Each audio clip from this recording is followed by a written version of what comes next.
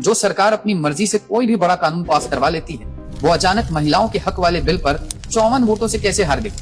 उसे तुम इनाम दे रहे हो? मतलब ये कि संसद में नई कुर्सियां लगानी पड़ेंगी। और नई कुर्सियां कैसे लगेंगी? उस राज्य की जनसंख्या के हिसाब से। तो यूपी की जो आज 80 सीटें हैं, वो बढ़कर इस सत्ता की सारी ताकत तो उत्तर भारत के पास चली जाएगी। हम कुर्सियां इतनी बढ़ा देंगे कि सबका हिस्सा बचेगा। लेकिन विपक्ष कह रहा है हमें मोदी जी की बात पे भरोसा नहीं। पर असली जिंदगी में गांव देहात की एक आम औरत को ये डिलिमिटेशन समझ नहीं आता। डिस्क्लेमर को ध्यान से पढ़ना और मेन स्ट्रीम मीडिया जो बता रहा है क्या वही सच है?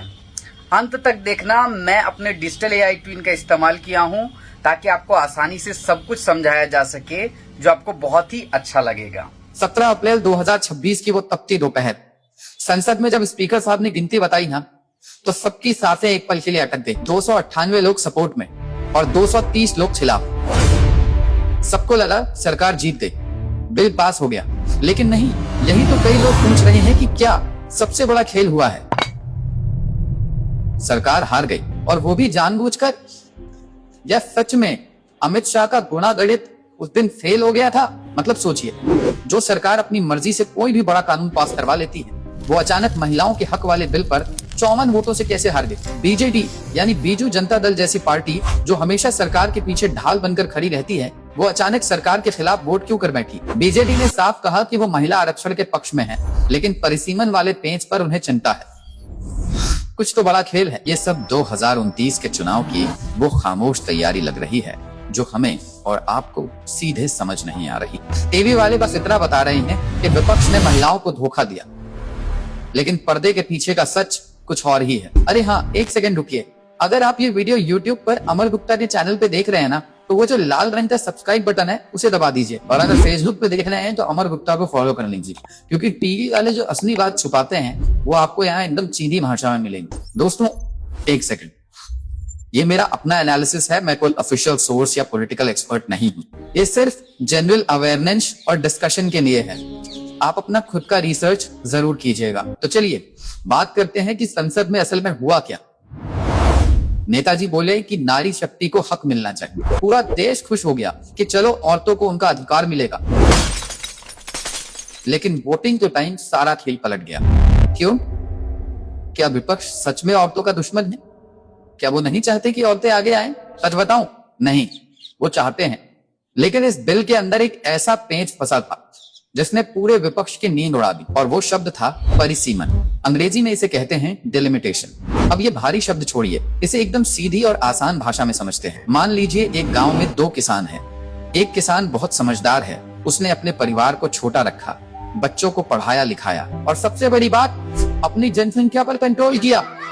दूसरा किसान है जिसके घर में बच्चों की लाइन लगी है, कोई कंट्रोल नहीं है। अब अचानक गांव का मुखिया एक नया नियम लाए कि पंचायत में उसी किसान की बात ज्यादा सुनी जाएगी जिसके घर में लोग ज्यादा हैं। तो उस पहले किसान को गुस्सा आएगा ना, वो बोलेगा यार मैंने समझदारी दिखाई, परिवार छोटा रखा और मुझे ही सजा मिल रही है। और जिसने भीड़ बढ़ाई उसे तुम इनाम दे रहे हो।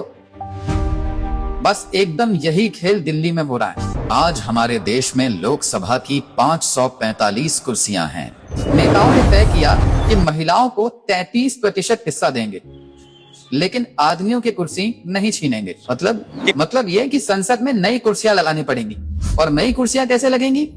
उस राज्य की जनसंख्या के हिसाब से। अब डेटा के हिसाब से अगर परिसीमन हुआ तो यूपी की जो आज 80 सीटें हैं वो बढ़कर 120 या 140 हो जाएंगी। बिहार की सीटें 50 के पार चली जाएंगी। लेकिन दक्षिण भारत जैसे तमिलनाडु की सीटें आज 39 है, तो वो कल भी 39 ही रहेंगी, क्योंकि उन्होंने अपनी आबादी नहीं बढ़ाई।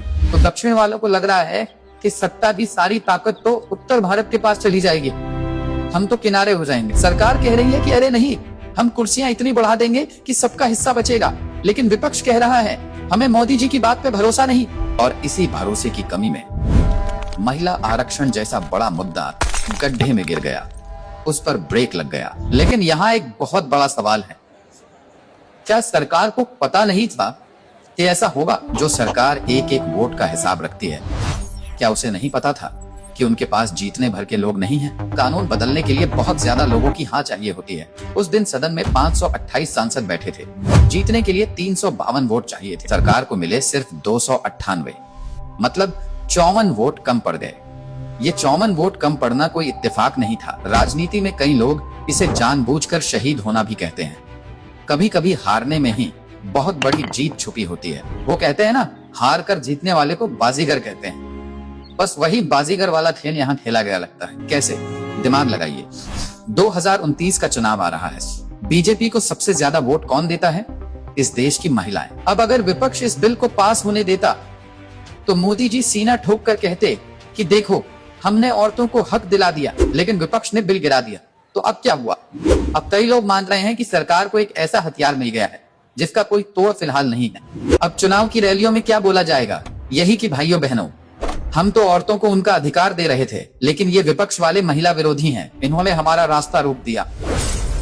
ये एक ऐसा तीर है ना जो विपक्ष को बहुत बुरी तरह घायल करेगा। मतलब सोचिए, सरकार ने विपक्ष को ऐसे फंसाया लगता है कि बिल पास होने देते तो भी फंसते, और गिरा दिया तो भी फंस गए। विपक्ष आज खुश हो रहा है कि उसने दक्षिण भारत को बचा लिया, पर असली जिंदगी में गांव देहात की एक आम औरत को ये डिलिमिटेशन समझ नहीं आता। ये आबादी और कुर्सियों का खेल समझ नहीं आता। उसे सिर्फ इतना समझ आता है कि टीवी पे बताया गया था कि उसे 33% जगह मिलेगी, और विपक्ष ने वो बिल फाड़ दिया। क्या राहुल गांधी या कोई और नेता गांव गांव जाकर औरतों को समझा पाएंगे कि देखो जी, हमने औरतों का विरोध नहीं किया था, हमने तो आबादी वाले नियम का विरोध किया था? बहुत मुश्किल है।